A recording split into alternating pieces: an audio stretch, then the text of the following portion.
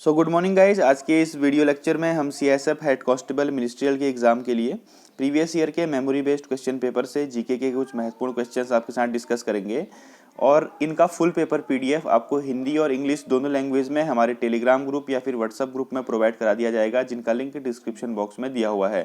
दोस्तों, इस वीडियो में भी आपको सभी क्वेश्चंस हिंदी और इंग्लिश दोनों लैंग्वेज में अपीयर होंगे। शुरू करते हैं आज का पहला प्रश्न। तो आज का पहला प्रश्न है दोस्तों, भारत में स्थानीय स्वशासन का जनक किसे कहा जाता है? Father of local self government in India. तो इसका आंसर है Lord Ripon. Lord Ripon is known as father of local self government in India. 1882 में लॉर्ड रिपन ने स्थानीय स्वशासन का प्रस्ताव रखा था और इसके भारत के बहुत सारे क्षेत्रों में लागू किया था। अगला प्रश्न है, प्रथम भारत रत्न किसे मिला?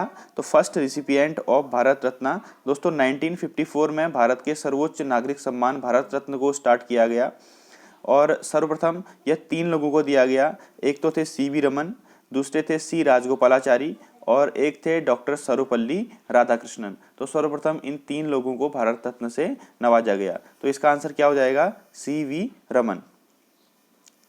दोस्तों, अगला प्रश्न है, दूध में कौन सा प्रोटीन और शुगर का युग्म होता है? Protein sugar combination of milk. दोस्तों, जैसे कि आपको पता है कि दूध में केसीन नामक प्रोटीन होता है और लैक्टोज जो है दूध की प्राइमरी शुगर होती है। तो इसीलिए इसका आंसर क्या हो जाएगा? Casein and lactose are the primary sugar of primary protein sugar combination of milk. अगला प्रश्न है, किसी सिग्नल के तरंग रूप का अध्ययन किसके द्वारा किया जा सकता है? काफी इंपोर्टेंट क्वेश्चन है। तो इसका आंसर है कैथोड किरण दोलनदर्शी, जिसको हम ऑसिलोस्कोप बोलते हैं। Oscilloscope display the change of an electrical signal over time with voltage. ठीक है, तो इसका आंसर क्या हो जाएगा? ऑसिलोस्कोप।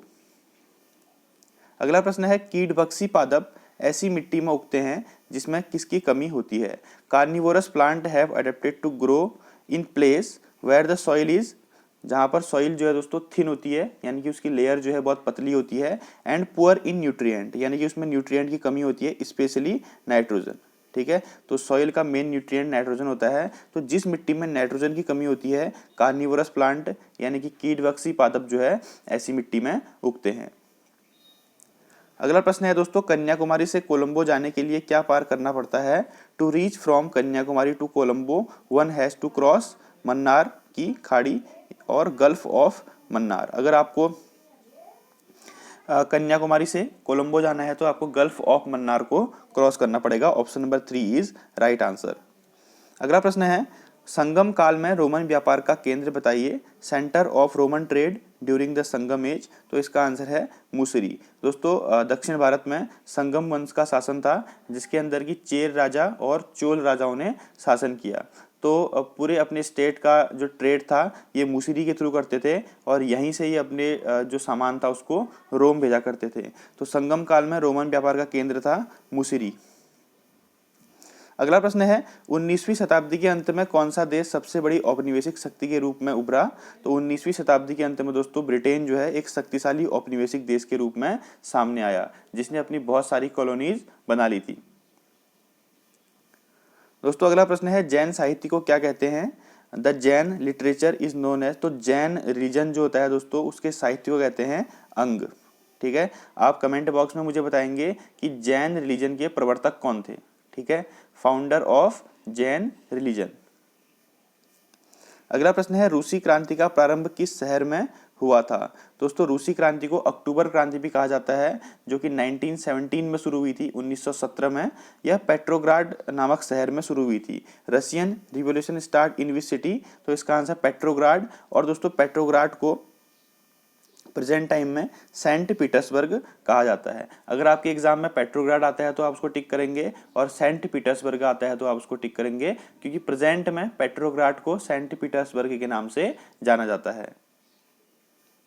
अगला प्रश्न है, इच्छा सब कष्टों का कारण है, इसका प्रचार करने वाला धर्म कौन सा है? Desire is cause of suffering is called in which religion? तो इसका आंसर दोस्तों बुद्ध धर्म। ठीक है, बौद्ध धर्म में कहा जाता है कि इच्छा ही सब कष्टों का कारण है। Desire craving is cause of suffering. दोस्तों, अगला महत्वपूर्ण प्रश्न है, राज्य विधानमंडल के अनुमोदन के बिना राज्यपाल द्वारा जारी अध्यादेश कितनी अवधि के लिए लागू रहेगा? ठीक है दोस्तों, अगर राज्यपाल कोई अध्यादेश जारी कर दिए हैं लेकिन उसमें जो राज्य का विधानमंडल है उसका अनुमोदन उन्होंने नहीं लिया है तो सिर्फ 6 सप्ताह तक ही लागू होगा, 6 वीक्स। ऑप्शन नंबर 2 इसका सही आंसर है, 6 सप्ताह के बाद वो मान्य नहीं होगा। अगला प्रश्न है, समझौता ज्ञापन की पद्धति कब शुरू की गई थी? मेमोरेंडम ऑफ अंडरस्टैंडिंग, जिसको कि हम MOU बोलते हैं, जब किन्हीं भी दो पक्षों के बीच समझौता होता है, संधि होता है, तो उसमें MOU साइन किया जाता है। तो ये सिस्टम कब स्टार्ट हुआ था दोस्तों? ये सिस्टम हुआ था 1987 1988 में स्टार्ट हुआ था। एक्चुअली में 1986 में अर्जुन सेन गुप्ता कमेटी बैठी थी और 1986 में अर्जुन सेन गुप्ता कमेटी की रिकमेंडेशन के आधार पर 1987-88 में MOU पद्धति शुरू की गई। तो इसमें आपसे पूछा जाएगा कि MOU पद्धति किस कमेटी की रिकमेंडेशन पे बनाई गई? तो अर्जुन सेन गुप्ता। ओके दोस्तों, अगला प्रश्न है, विश्व के सभी भागों में 23 सितंबर को दिन और रात समान लंबाई को क्या कहते हैं? तो विश्व के सभी भागों में क्या होता है कि 23 सितंबर को दिन और रात जो है समान होते हैं, तो उसे कहा जाता है शरतकालीन विषुव या फिर ऑटमनल इक्विनॉक्स। ठीक है, ऑटमनल इक्विनॉक्स कहा जाता है 23 सितंबर को। अगला प्रश्न है, महात्मा गांधी अर्धनग्न फकीर हैं, यह उक्ति किसने कही थी? तो इसका आंसर है ऑप्शन नंबर 1 विंस्टन चर्चिल। तो sir Winston Churchill called Mahatma Gandhi as half naked saint, क्योंकि महात्मा गांधी धोती में रहते थे हमेशा, तो इसीलिए विंस्टन चर्चिल ने कहा Gandhi as half naked saint, ये अर्धनग्न फकीर की उपाधि उनको प्रदान की। अगला प्रश्न है दोस्तों, किस संयुक्त राष्ट्र सम्मेलन को पृथ्वी शिखर सम्मेलन का नाम दिया गया? यानी कि संयुक्त राष्ट्र के किस सम्मेलन को हम अर्थ समिट कहते हैं? ठीक है, अर्थ समिट।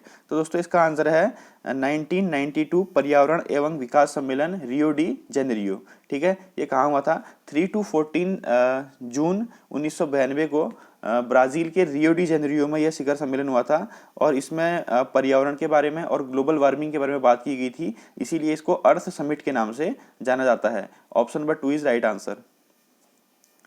अगला प्रश्न है, लोहे में जंग लगना क्या है? तो लोहे में जंग लगना दोस्तों एक विद्युत रासायनिक परिवर्तन है। The rusting of iron is a chemical change because it is two substance reacting together to make new substance. इसमें क्या होता है कि जो दो सब्सटेंस होते हैं और उसमें जो है जंग को एक नए सब्सटेंस के रूप में बना देते हैं। तो इसका आंसर क्या हो जाएगा दोस्तों? विद्युत रासायनिक परिवर्तन। Option number 2 is right answer.